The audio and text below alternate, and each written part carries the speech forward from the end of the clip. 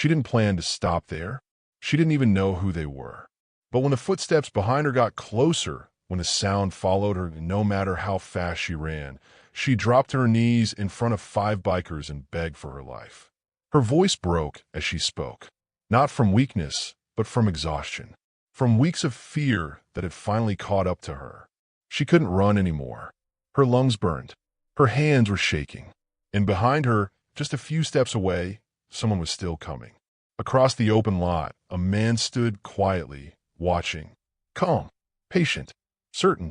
What he didn't realize, standing there with his hands in his pockets, was that this was the last place he should have followed her. Because this moment was not an accident, and it wasn't random. And if those bikers hadn't been there right then, this story would have ended in a very different way. Stories like this don't usually start with a chase. They start quietly, so quietly that no one else notices. A look that lasts too long. A car that appears once, then twice, then every day. A message that seems harmless until it isn't. And the most dangerous part is that, at first, nothing feels urgent enough to call it what it really is. For her, it began weeks earlier. Small enough to ignore. Easy enough to explain away. She told herself she was imagining things. That she was being dramatic. That she was just tired. Because that's what people learn to do when they're afraid and no one else seems worried. By the time she realized she wasn't wrong, that someone really was watching her, learning her routine, measuring her silence, the fear had already taken root. And fear like that doesn't shout. It whispers. It follows you into your room at night. It waits outside your window. It convinces you that maybe you're the problem. She tried to do the right things. She tried to tell the adults around her. She tried to be careful. She tried to disappear into normal life and hope the attention would fade. But the thing about people who stalk is that they don't need attention back. They don't need permission. They don't even need interaction. They only need access. And access is everywhere. That afternoon, when the sun started sinking low and the streets grew quieter, she thought she was safe enough to walk. Just one more normal routine. Just one more day pretending nothing was wrong. But fear has a way of recognizing danger before the mind does. She heard the sound first. Slow. Controlled. Too close. Her body reacted before her thoughts caught up. She walked faster. The sound followed. She started to run. And that's when everything collapsed into a single decision. One instinct. One desperate choice to stop running and ask strangers for help. She didn't know who those bikers were. She didn't know their names. She didn't know their rules or their pasts or what kind of people they were. She only knew that she couldn't keep running, and that if she turned around, the person behind her would finally be close enough. So she fell to her knees in the gravel. Her palms scraped raw. Her breath came in sharp, broken gasps. And she said the only thing that mattered. Please. Behind her, the man stopped walking. He didn't rush. He didn't panic. He didn't raise his voice. He simply stood there and waited, like someone who believed time was still on his side. The bikers didn't move right away either. They didn't shout. They didn't threaten. They didn't do anything dramatic. They looked at her first. Really looked at her. The way people do when they're deciding whether a moment matters. Then they looked past her. Toward him. That pause, that silence, was heavier than any words. Because in that space between movement and stillness, something shifted. Control. Power. Certainty. And that's where this story truly begins. Before we go any further, I want to ask you something gently. Stories like this can be hard to hear, but they matter. And if you believe stories about courage, about people standing up for someone who can't protect themselves, deserve to be told, I'd invite you to support this channel in a small way. If you find value in narratives like this, consider liking the video, sharing it with someone who might need it, and subscribing so these stories can keep reaching the people they're meant for. It truly helps more than you know. Because what happened next wasn't about revenge. It wasn't about violence. It wasn't about bikers proving anything. It was about a line being drawn. A line between someone who had been hunting in silence and people who refused to look away. The man across the lot believed he was invisible. He believed he was untouchable. He believed that as long as he stayed calm and careful, no one could stop him. He was wrong. And the choice those bikers made in the next moments would set into motion a chain of events that exposed everything he thought he'd hidden. But not yet. Because to understand why that moment mattered so much, you need to understand what she had already survived. You need to understand how long fear can grow when no one listens. And you need to understand why sometimes the most dangerous people aren't the loud ones, but the ones who wait. And that truth is what makes what happened next impossible to forget. She stayed on her knees, gravel biting in her skin, the air trembling in her chest, as if it didn't know whether to come or go. The bikers stood where they were, solid and unmoving, and for a brief moment the entire world seemed to hold its breath. Across the lot, the man watched. He wasn't angry. He wasn't rushed. He didn't look like someone who had just chased a terrified girl through fading daylight. He stood with his weight balanced evenly, shoulders relaxed, eyes fixed on her back, as if this were a scene he had already rehearsed in his mind. To anyone passing by, he might have looked like a stranger who'd simply stopped to observe something curious. But there was nothing casual about the way he watched. There was ownership in it. Expectation. This is where time slows down. This is the moment everyone would later talk about, the moment that would be replayed again and again, the moment where people would ask how close it really came to ending differently. But this moment didn't come out of nowhere. This didn't start today. It started weeks earlier. And we're going to come back to this moment, to this exact stretch of ground and this man standing in the distance, because what happens next changes everything. But first, you need to understand what led her here. Weeks before this parking lot, before the running, before the knees hitting gravel, there was a routine. An ordinary one. The kind people barely think about until something breaks it. The same streets. The same times. The same walk that felt so familiar it barely registered anymore. At first, it was just a feeling. The kind you can't explain without sounding foolish. A sense of being noticed when no one should be paying attention. She felt it on her walk home, the subtle tightening in her chest, the urge to look over her shoulder for no clear reason. When she did, there was always a reasonable explanation. A car idling, someone checking their phone. Nothing she could point to and say, this is wrong. So she told herself it was nothing. The car showed up next. Black, clean, always there when school let out. Parked just far enough away to feel coincidental. At first, she laughed it off. Cities were full of cars. People parked wherever they could. She didn't matter enough to be noticed by anyone she didn't know. That belief kept her calm longer than it should have. Then the messages came. They didn't start aggressive. They never do. They were quiet, observational, unsettling in their accuracy. Things only someone watching would know. What she wore, when she looked tired. Small details pulled from ordinary moments that should have belonged only to her. She blocked the number. Another message came from somewhere else. She blocked that one too. Then an email appeared. Then a comment on a photo she hadn't thought about in years. Each time she shut one door, another opened, like someone calmly testing the locks of a house they already believed was theirs. Fear crept in slowly, the way it does when it isn't loud enough to demand help. It showed up as second-guessing, as embarrassment, as the quiet thought that maybe she was misreading everything. Maybe she was being dramatic. Maybe this was just what growing up felt like. She told her mother. Her mother listened, but worry competes with exhaustion, and exhaustion often wins. Long shifts, bills, a world that teaches people that danger has to be obvious to be real. She was told to be careful, to stay offline, to ignore it. She went to the school counselor. She was advised to document everything. Write it down. Save screenshots. But no one called anyone. No one escalated it. Because nothing had technically happened yet. That word, yet, is where fear lives. The moment she stopped questioning herself came late at night. The kind of night when the house is so quiet that every sound feels too loud. She woke up and moved toward the bathroom without turning on the lights, still half asleep, and that's when she saw him. Outside her window, not moving, not hiding, just standing there, close enough that she could see the outline of his face through the glass. Watching her like she had finally stepped into the role he'd been waiting for. When she screamed, he didn't run. He didn't rush away in panic. He turned and walked off slowly, like someone who knew exactly how much fear he'd just planted. That was the night the police came. They took a report. They listened. They sympathized. And then they explained the limits.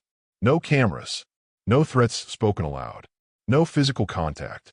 Words like "unfortunately" and "for now" filled the room. From that night on, sleep became a stranger. Her world shrank. Friends noticed she wasn't the same. Teachers saw her grades slip. Every ordinary sound became suspicious. Every shadow felt closer than it should. And the messages kept coming. Not angry. Not frantic. Certain. By the time she realized she was being followed that afternoon, when instinct finally screamed louder than reason, she didn't think about evidence or procedures or who was supposed to help. She thought about distance, about breath, about survival. And now she was here, still on her knees, still shaking, still aware of the man watching from across the lot, calm and unhurried, as if he believed this was just another step in a story he controlled. What he didn't know, standing there in that moment of frozen certainty, was that the balance had already shifted, and when time started moving again, nothing would belong to him the way it had before. Before fear had a name, before it had a face, her life looked ordinary in the way most lives do when nothing has gone wrong yet. She was 16, old enough to crave independence, young enough to still believe the world mostly worked the way it was supposed to. She woke up early, grabbed whatever breakfast she could, slung her backpack over one shoulder, and walked to school with her earbuds in. After classes, she walked home the same way she always had.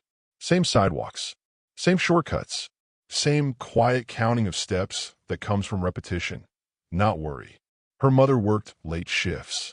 That meant she learned early how to take care of herself. It wasn't neglect. It was necessity. Lock the door. Text when you get home. Don't talk to strangers. The rules were simple, and she followed them. For parents and grandparents listening to this, it will sound familiar. A normal kid, a normal routine. The kind you trust because you've trusted it 1,000 times before without consequence. The first time she noticed the car, it barely registered. Black, clean, parked across the street from the school gates. She didn't think much of it. Lots of people waited there. Parents, rides, people killing time before traffic eased. She passed it and kept walking. The next day it was there again. Same spot, same angle, same timing. She noticed it, then immediately dismissed it. Coincidences happen. Patterns only mean something when you're looking for them, and she wasn't. But on the third day, something felt different. Not the car itself, but the way it made her aware of herself, of being visible.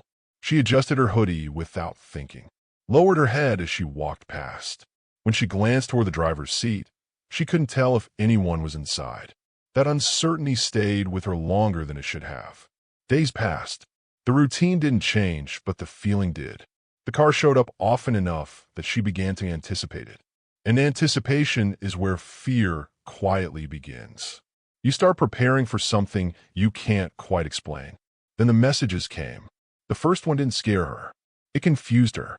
You look tired today. No name, no photo, just a sentence that felt oddly specific. She assumed it was a wrong number. She ignored it. The next message arrived the following afternoon. Blue hoodie suits you. Her stomach tightened. She looked around her room, half expecting someone to be standing there. She checked the number. Unknown. She blocked it. Problem solved. Or so she thought. The next message came from a different number. You should smile more. That was the moment the ground shifted. Not enough to scream. Not enough to call anyone. Just enough to feel wrong. She blocked that one too. Then the messages moved. A new app. An email address she didn't recognize. A comment on an old photo she'd posted years ago, buried so deep in her profile that she'd forgotten it existed. Each message carried the same tone. Calm. Observant. As if someone were narrating her life back to her in pieces. You walked home late today. You skipped lunch. You looked nervous. There were no threats. No demands. No words that could be underlined and pointed to as proof of danger. Just awareness. Just presence. That was the most unsettling part. She told herself she was being paranoid. Teenagers were online all the time. People noticed things. Algorithms knew more than they should. There had to be a rational explanation. She didn't want to be the girl who overreacted. When she finally told her mother, it came out small, almost apologetic. Her mother listened, nodded, and frowned, but fear competes with exhaustion. Long hours blur urgency, and nothing had technically happened yet. She was advised to block the accounts, to take a break from social media, to be careful. She did all of that. The messages didn't stop. They grew bolder, not in volume, but in confidence. I know you're scared. You don't have to be. We'll talk soon. The words didn't rush. They waited, like someone patient enough to let fear ripen. At school, she spoke to a counselor. She was told to document everything. Screenshots, dates, times. A folder filled slowly on her phone. Each image another reminder that something was wrong, but not wrong enough. Because here's the truth that makes stories like this so dangerous. He never crossed the line. He didn't touch her. He didn't threaten her directly. He didn't say the words that force action. And because of that, no one stopped him. Fear became her constant companion. Quiet but heavy. It followed her into class, into her room, into sleep that never lasted long enough. Her grades slipped. Her friends noticed she was distant. She started walking faster, checking reflections in windows, memorizing escape routes she prayed she'd never need. And through it all, the messages kept coming. Not angry, not desperate, certain. By the time she realized she was no longer imagining things, that someone had turned her routine into a map, she was already living inside a fear that didn't announce itself. And fear like that doesn't fade on its own. It waits, just like he did. When fear finally became too heavy to carry alone, she did what she'd been taught to do. She went to the adults. She trusted the system. She believed that if she explained it clearly enough, someone would step in and make it stop. She started with her mother. It was late, after another long shift, the kind that leaves people running on fumes and routine. She tried to explain without sounding dramatic. She showed the messages. She described the car. She talked about the way her stomach dropped every afternoon when school let out. Her mother listened, but uncertainty crept into her voice. Not because she didn't care, but because the world has trained people to look for obvious danger. Bruises, threats, raised voices, broken rules that can be clearly pointed to. This could be nothing, her mother said carefully. People say weird things online. You know that. Maybe you're just noticing it more. The words landed heavier than intended. Doubt doesn't have to be cruel to hurt. It just has to exist. She nodded. She didn't argue.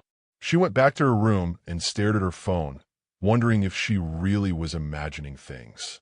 Wondering if fear could lie to you this convincingly. At school, she tried again. The counselor's office smelled faintly of coffee and paper. She laid everything out this time. The car, the messages, the way the same presence followed her day after day. The counselor listened, took notes, nodded at the right moments. She was told she was doing the right thing. She was told to keep documenting everything, to save screenshots, to write down dates and times. But no one called anyone. No one escalated it. There were forms. There were folders. There were well-meaning assurances that they would keep an eye on things. Because once again, nothing had technically happened yet. Each step through the system felt like walking into a room where the lights were on, but no one was really there. She was being heard, but not believed enough. Supported, but not protected. By the time the police were called, it was because something had finally crossed from uncomfortable into undeniable. The night she saw him outside her window, standing close enough that she could make out his shape in the dark, fear stopped being theoretical. The officers were calm, professional, kind. They took her statement, asked questions, typed carefully. They didn't dismiss her outright, and for a moment, she felt relief. Like maybe this was the turning point. Then came the explanation. They talked about evidence, about thresholds, about what the law allowed them to do and what it didn't. They explained that watching someone, messaging them, even following them in public spaces, often fell into gray areas unless it came with explicit threats or physical harm. One of the officers said it gently, almost apologetically. Unless he makes physical contact. The sentence hung in the air. No one finished it. There was a pause after those words, a silence that felt louder than anything else that night. Because in that quiet space, the meaning settled in. It meant that fear, by itself, wasn't enough. That the system designed to protect people often had to wait until damage was done before it could act. They promised to keep an eye out. They told her to call if anything changed. They left, and when the door closed behind them, she stood there realizing something that no one had said out loud. She was still alone with it. That realization changed her in ways she didn't yet understand. It taught her to minimize, to doubt her instincts, to second-guess the part of herself that was screaming that something was wrong. She learned to live inside the tension between knowing she was being watched and being told there was nothing that could be done. Her world narrowed. She stopped staying late. She stopped taking shortcuts.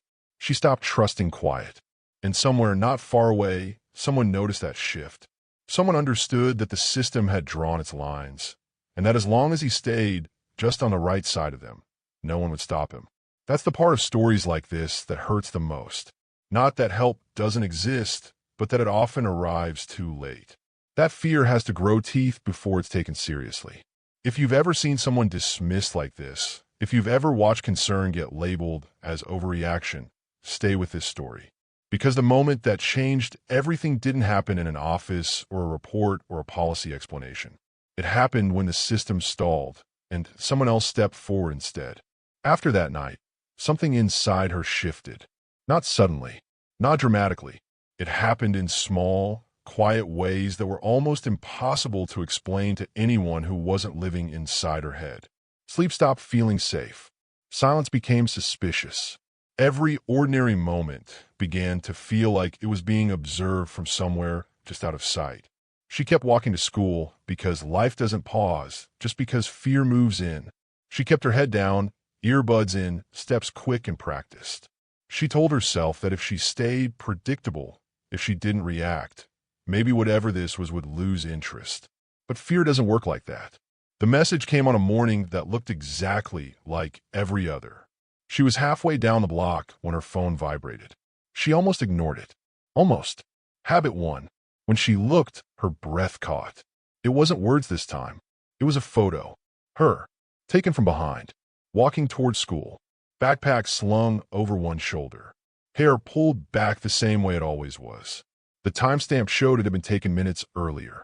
For a long moment, she just stood there, phone trembling in her hand, the world around her moving as if nothing had changed. Cars passed. Someone laughed somewhere down the street. A bird took off from a fence. And in that stillness, the truth landed with crushing clarity.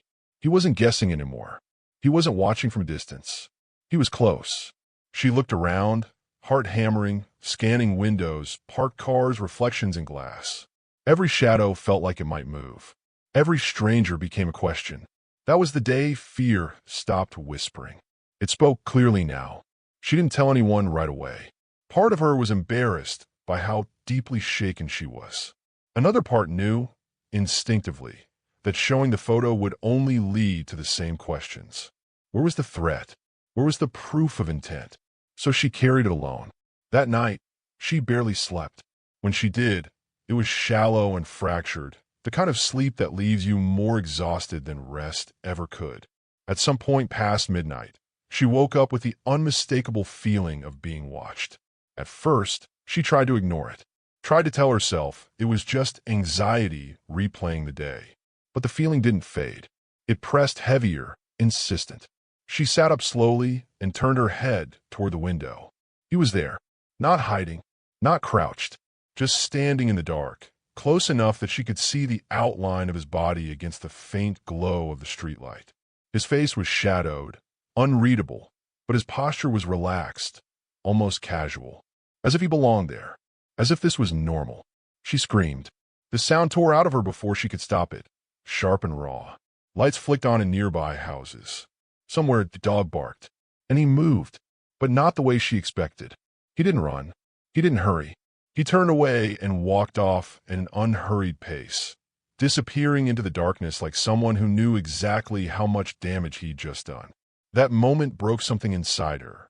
Fear spilled into every corner of her life after that. She stopped sleeping in her own room. She jumped at the sound of tires slowing outside. She checked her phone compulsively, half dreading the next message and half expecting it to come at any second. Her grades slipped. Her friends noticed she was distant, distracted, hollowed out. She stopped explaining. Explaining took energy she no longer had.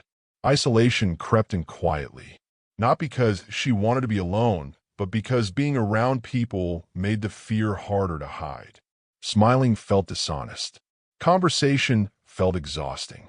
It was easier to withdraw than to pretend everything was fine. And through it all, the car was still there. Remember the car? It never left. Some days it was parked across the street. Other days it idled a block away. Sometimes she saw it in the reflection of store windows. Sometimes she noticed it turning the same corner she did, just far enough back to feel deniable. It became a constant presence, like a shadow she couldn't outrun. This was no longer about messages or coincidences or misunderstandings. This was about control, about someone slowly closing in while staying just inside the lines everyone else insisted mattered. Her world shrank to the size of her fear. She stopped planning for the future, stopped imagining anything beyond the next hour, the next step, the next safe place to stand. And somewhere in all of that isolation, as she carried this terror quietly and alone, the thing that frightened her most wasn't the man watching her. It was the growing realization that no one was coming fast enough to stop him. Not yet. The afternoon it finally broke loose didn't look dangerous at first. The sky was still light, the kind of soft late-day glow that tricks you into believing nothing bad could happen yet. She stayed after school longer than usual, finishing a project, trying to pretend that routine still meant safety. By the time she stepped outside, the air had cooled, shadows stretching longer across the pavement. She started walking. Her phone stayed in her pocket. Her earbuds stayed out. She learned not to block the world anymore. Every sound mattered now. That's when she heard it. An engine. Low. Steady. Too close. At first, she told herself it was nothing. Cars passed all the time. But this one didn't pass. It stayed with her, matching her pace, the sound hovering just behind her left shoulder like a question that wouldn't go away. Her steps quickened. So did the engine. Her heart began to pound, loud enough that she could hear it in her ears. She glanced back once, just a flicker of movement, and that was enough. The black car was there, close, crawling, deliberate. Fear took over completely then. No more rationalizing, no more doubt. She didn't think about where she was going. She only knew she had to put distance between herself and that sound. She ran. Her backpack slammed against her spine with every step. Her breath tore in and out of her chest, sharp and panicked. The engine surged, then slowed again, staying just behind her as if whoever was driving wanted her to know they could keep up without trying. She cut down a side street, then another. Pavement gave way to gravel. Houses thinned. The familiar edges of the neighborhood dissolved into dirt roads and open space. Her lungs burned. Her legs screamed. She could feel panic tightening around her throat, narrowing her vision until all she could see was the ground rushing beneath her feet. The engine roared. She heard a door open. Footsteps hit the dirt behind her. She didn't look back. She couldn't. The world narrowed to motion and sound and the terrifying certainty that she was running out of both time and strength. Each step felt heavier than the last. Her chest felt like it might split open. And then, ahead of her, something unexpected cut through the blur. Motorcycles, parked in a loose line near a low building at the edge of town. Large, silent, unmistakable. A group of people stood nearby, talking, laughing, unaware that a life was collapsing toward them at full speed. She didn't think. She ran straight toward them. Her legs gave out before she reached them. 1 second she was moving, the next the ground rushed up to meet her. She hit hard. Gravel tore in her palms. Dust filled her mouth. The world lurched and then stopped. Sudden stillness. No engine. No footsteps. No sound except her own ragged breathing. She stayed there on her knees, hands trembling, chest heaving, unable to stand even if she wanted to. For a heartbeat, for two, time seemed suspended, as if the world itself was waiting to see what would happen next. She looked up. 5 bikers stood in front of her. Leather jackets, heavy boots, faces she didn't recognize. Motorcycles behind them like silent sentinels. And behind her, somewhere just out of her line of sight, she could feel him. Watching. She swallowed hard, every word scraping its way out of her chest, as if it might be the last chance she had to speak. "Please," she said. "He's right behind me." The laughter had stopped. The casual conversation evaporated. The air shifted. One of the bikers looked down at her, really looked, taking in the shaking hands, the torn skin, the fear that couldn't be faked. Then, slowly, deliberately, he lifted his gaze past her shoulder, toward the edge of the lot, toward the man who had followed her all the way here. And in that moment of complete stillness, with dust settling around her and the sun dipping lower in the sky, something changed. The chase was over, and something far more dangerous, for the man who thought he was in control, was about to begin. No one shouted. No one rushed. The bikers didn't move the way she expected them to. There was no sudden explosion of anger, no aggressive posturing, no threat thrown back across the lot. Instead, there was a pause. A measured, deliberate pause that felt heavier than any reaction could have. One of them stepped forward just enough to place himself between her and the open space behind her. Not touching her, not crowding her. Simply there. Solid. Unmovable. Across the lot, the man had stopped walking. He stood at the edge of the gravel, hands still in his pockets, face calm, almost curious. From a distance, it could have looked like a misunderstanding. Like a stranger who had followed a little too close and stumbled into the wrong place at the wrong time. But the bikers didn't see a misunderstanding. They saw a girl shaking so badly she could barely hold herself upright. They saw torn skin on her palms, dust on her knees, fear etched so clearly across her face that it didn't need explaining. One of the women moved first. She crouched beside her, voice low, steady, grounded. "You're okay," she said, not as a promise, but as a statement. "Breathe." The girl tried. Her chest hitched, air catching painfully before finally filling her lungs. The woman didn't rush her, didn't ask questions yet. She placed a hand lightly on her back, anchoring her to the moment. Then a man with gray in his beard spoke. His voice wasn't loud. It didn't need to be. "Get inside." 2 simple words. Calm. Certain. The woman helped her to her feet, careful, slow, as if sudden movement might shatter what little balance she had left. Together, they turned toward the building. The girl hesitated for half a second, fear flaring again as she glanced back. The bikers noticed. "You're safe," the woman said quietly. "We've got you." Behind them, the others shifted positions without a word. Not surrounding the man, not advancing on him, just repositioning. A line formed, natural and unspoken, bodies angled in a way that made it very clear who was protected and who was not welcome any closer. The man smiled. It was small, controlled, the kind of smile meant to disarm, to suggest reason where none existed. He lifted his hands slightly, palms out, a universal gesture. "Hey," he said, voice smooth.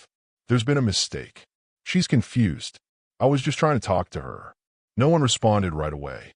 That silence stretched, uncomfortable and revealing. Because silence has a way of forcing truth to the surface. And in that space, his words didn't land the way he wanted them to. The bikers didn't argue with him. They didn't challenge his story. They didn't ask him to explain himself. They didn't need to. One of them took a step forward, boots crunching softly against the gravel. His eyes never left the man's face. "She asked for help," he said simply. "That's all we need to know." Inside, the girl sank onto a worn couch in the back room, the adrenaline finally beginning to drain from her body. Her hands wouldn't stop shaking. The woman sat beside her, already reaching for a first aid kit, cleaning the cuts on her palms with quiet care. "You don't have to tell us anything right now," the woman said. "When you're ready, we'll listen." Those words landed differently than everything she'd heard in weeks. "We'll listen." Outside, the voices stayed low, controlled. No insults, no threats, just presence. Just a clear boundary drawn without raising it an inch higher than necessary. The man shifted his weight. The smile faltered slightly. This wasn't going the way he expected. He tried again, stepping closer to the edge of the line. "I don't want trouble," he said. "I'll leave." One of the bikers nodded once. "That would be smart." The man hesitated. For a moment, it looked like he might argue. Then he stepped back, slowly, eyes flicking from face to face, calculating. He turned and walked away, disappearing toward his car without another word. No one followed him. They didn't chase him. Not yet. Inside, the girl watched the door, half expecting him to burst through it, half afraid to believe he was really gone. Her breathing began to steady, but the fear didn't vanish. It loosened its grip just enough for exhaustion to rush in. A man pulled up a chair and sat across from her, giving her space. He waited until she looked at him. "I'm Jack," he said gently. "When you're ready, I need you to tell me everything. No clipboard, no clock ticking, no interruption. Just someone willing to hear the whole story."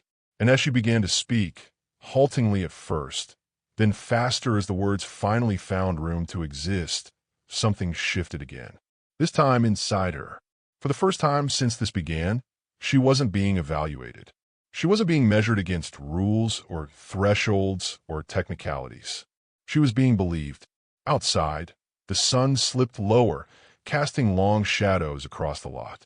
Somewhere beyond that quiet edge, the man who thought he controlled the story drove away, already planning his next move. He still believed this was temporary. He still believed no one had stopped him. What he didn't understand was that the most dangerous thing he could have done was show himself to people who knew how to wait. And they were just getting started. She talked until her voice grew hoarse. At first, the words came out tangled, tripping over each other as if they'd been waiting too long to be heard. Then, slowly, the story found its shape. The car, the messages, the photo, the window, the chase. Every detail she'd been carrying alone finally had somewhere to land. No one interrupted her. They didn't rush her past the parts that made her pause. They didn't question her memory or suggest alternate explanations. They listened the way people do when they understand that what's being said matters. When she finished, the room stayed quiet for a moment. Not the uncomfortable kind of quiet, the kind where minds are already working. Jack leaned back slightly, hands resting on his knees, eyes thoughtful. "The car," he said calmly. "You're sure it's the same one every time?" She nodded. "Black. 4-door. Always clean. Always close enough that I noticed it, but far enough that it felt deniable." That word landed. One of the men, older, scar running across his knuckles like a story he didn't explain, shifted in his chair. "I've seen it," he said. Everyone turned toward him. "Couple nights ago. Parked near the highway exit off Veterans. Engine off. No reason for anyone to be there that late." Another rider opened his laptop without a word. His fingers moved fast, practiced. "Public traffic cams cover that stretch," he said. "Archived footage is still accessible." What happened next wasn't dramatic. It wasn't fast-paced or flashy. It was methodical, patient, the kind of work that doesn't look impressive until it changes everything. They watched grainy footage together, timestamps rolling by, cars passing. Then, finally, the black sedan, parked exactly where it had been described. "Zoom," someone said. The image sharpened just enough. "There," the rider said quietly. "Plates visible." He ran it. "Rental.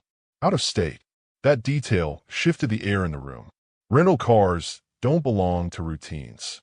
They belong to intent, to movement, to someone who doesn't plan to stay long. A name came back with the record. Age. Past addresses.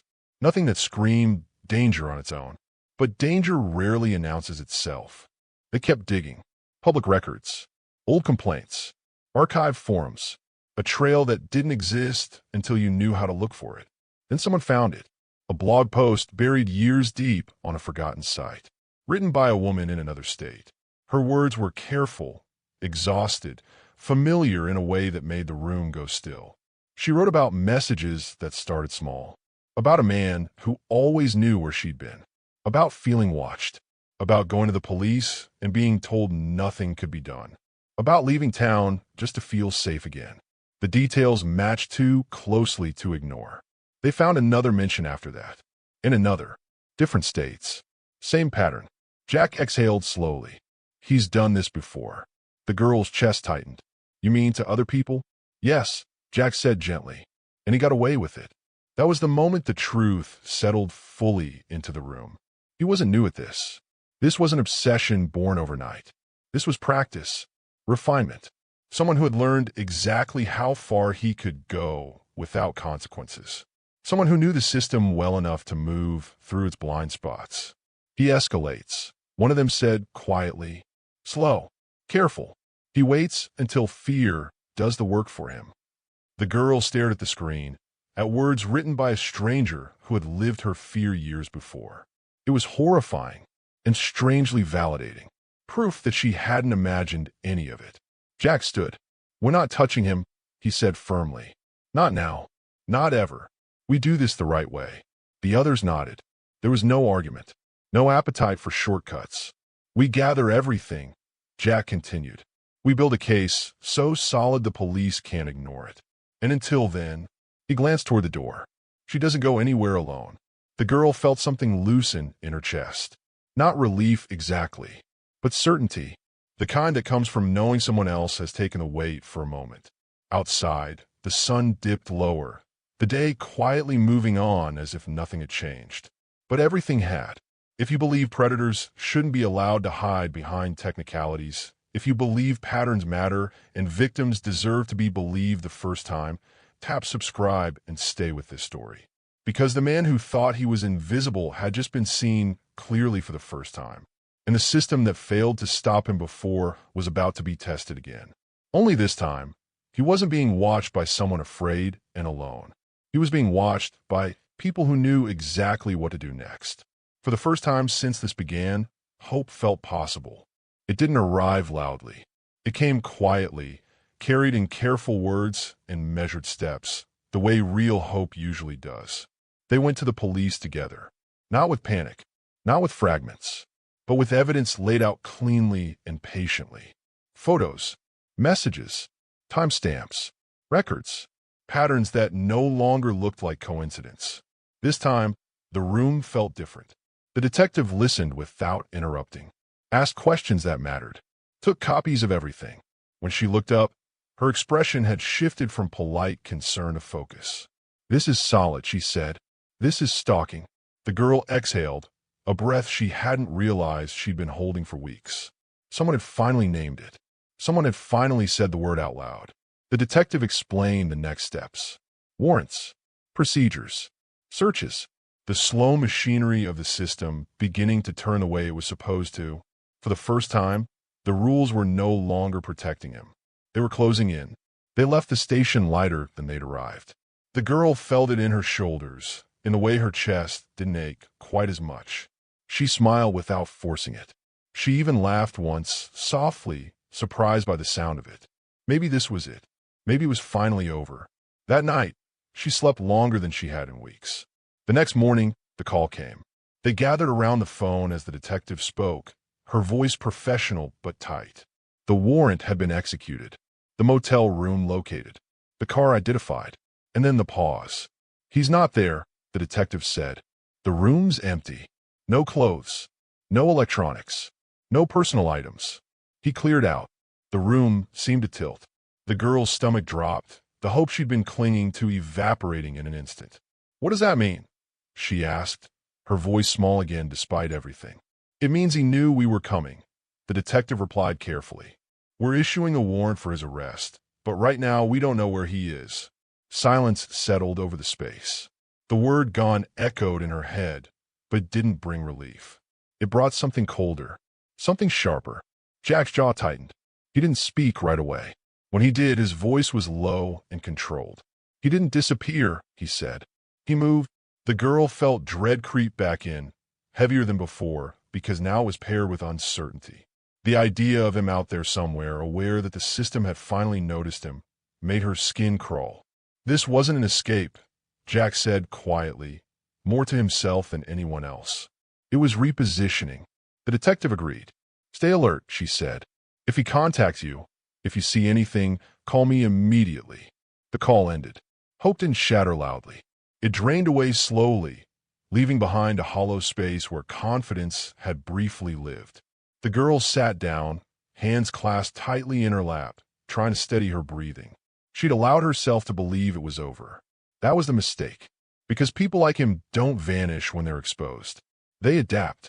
And somewhere beyond the walls of that room, beyond the reach of the warrant now attached to his name, The man who had been watching her for weeks was no longer hiding in plain sight. He was planning his next move, and she felt it in her bones. The quiet that followed wasn't peace. It was the kind of stillness that comes just before something breaks. The quiet didn't last. It never does. That night, she lay awake staring at the ceiling, every sound amplified by the fear that had crept back and stronger than before. The knowledge that he was no longer contained, no longer predictable, pressed against her thoughts until sleep felt impossible. Somewhere out there, he knew the police had come for him. He knew the story had shifted, and he wanted her to know that he knew. Her phone vibrated just after midnight. The screen lit up with an unfamiliar number. For a moment, she didn't touch it. Her body already understood what her mind was trying to deny. Slowly, she picked it up. The message was short. "You thought you could hide." Her hands began to shake. Before she could block it, another message appeared. "You thought they could protect you." The room felt suddenly too small, the walls closing in as if fear itself had weight. "I'm still here," the next message read, "and I'm closer than you think." She dropped the phone. The sound of it hitting the floor pulled the others into the room. Someone picked it up, read the messages, and without a word passed it to Jack. His face hardened in a way she hadn't seen before. Not anger. Calculation. They traced the number. Or tried to. Servers bounced across borders, masked and rerouted, deliberately designed to disappear. Whoever sent it knew exactly how to stay just out of reach. "He's using a VPN," someone said. "Could be anywhere." But then another voice cut through the room, quieter, sharper. "Or he's not far at all." Everyone turned. Outside, across the street, under a broken streetlight that flickered just enough to hide details, a familiar shape sat parked in the dark. The black car. Engine off. Windows blacked out. Still, the girl felt her breath leave her body as if someone had struck her. He hadn't run. He hadn't fled town. He hadn't disappeared into the night. He had stayed close. Jack moved fast, but not recklessly. He told her to stay back, to stay inside, to stay with people who would not leave her alone. Then he stepped outside with the others. The moment the door opened, the engine roared to life. The car peeled away, tires screeching, vanishing down the road before anyone could reach it. The street fell silent again, but this silence was different. It hummed with threat. When Jack came back inside, his voice was low and steady. "He's playing with us." The girl wrapped her arms around herself, trying to stop the shaking. "What do we do?" Before anyone could answer, her phone rang again. This time, it wasn't her phone. It was her mother's. She answered on speaker, panic already breaking through her voice. "A man called me," her mother said. "He said you were in danger, that the people you're with are criminals, that I need to come get you right now, or something terrible is going to happen." The girl's chest tightened painfully. He wasn't just after her anymore. He was cutting her off, isolating her, turning the people who loved her into weapons. "Mom, listen to me," she pleaded. "That was him. That was the man I told you about." Her mother hesitated, fear and doubt colliding on the line. How do I know who to believe? The question sliced deeper than any threat. After the call ended, the room felt colder. It got worse. Later that evening, someone noticed something online. A profile using her name, her photo, her face. Posts claiming she was lying, that she was unstable, that the bikers were holding her against her will. Comments were already appearing. Some confused, some cruel, some convinced. Her reality was being rewritten in real time. "He's destroying my life," she whispered. "Even if he never touches me, he's destroying everything." That's when it became clear. This wasn't about fear anymore. This was about control. And then the final message arrived. A photo. Her house. Taken from across the street. Lights on inside. Her mother's car in the driveway. Below it, a single line of text. "I know where she is. I know where you are. I know where everyone you love is." Jack stared at the image, zooming in slowly. His finger stopped on a detail most people would miss. A reflection. A street sign. An angle. "He took this from his car," Jack said quietly, "and he wanted us to see it." The realization settled over the room like ice. He wasn't hiding. He wasn't running. He was inviting them. "He wanted us to come," Jack said. And for the first time since this began, the fear shifted. Because the man who thought he was still in control had just made one fatal mistake. He had stopped stalking in the shadows and stepped directly into the light. They moved with purpose, not anger. No engines roaring in fury. No shouting into the night. Just a quiet, controlled urgency that came from knowing exactly what was at stake. They parked far enough away to stay unseen, the way people do when they understand that presence matters more than speed. The street looked ordinary. Too ordinary. A row of houses resting in the dark, porch lights glowing softly, windows hiding families who had no idea how close danger had come. And there it was, exactly where the photo said it would be. The black car, parked beneath a broken streetlight, engine off, windows dark. Waiting. They didn't rush it.